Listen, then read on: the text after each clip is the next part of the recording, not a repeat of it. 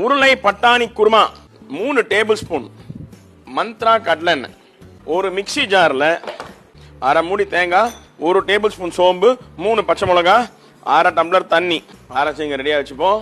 இந்த ஆயில்ல 4 காஞ்ச மிளகா, அரை ஸ்பூன் சோம்பு, ஒரு கொத்து கருவேப்பிலை, மீடியம் சைஸ் வெங்காயம் 2 வச்சிருக்கேன். வெங்காயத்தை இந்த ஆயில்ல போடுங்க.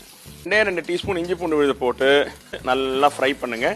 நீங்க சாப் பண்ணி வச்சிருக்கிற அந்த 2 தக்காளியும் ஆட் பண்ணுங்க. அரை ஸ்பூன் மஞ்சள் தூள், ஒரே 1 டீஸ்பூன் மிளகாத்தூள், அதாவது தேகி மிர்ச்சி, அது கூட 1 டம்ளர் தண்ணி ஊற்றி தேங்காய் பச்சை மிளகா பேஸ்ட் இதில் ஆட் பண்றோம்.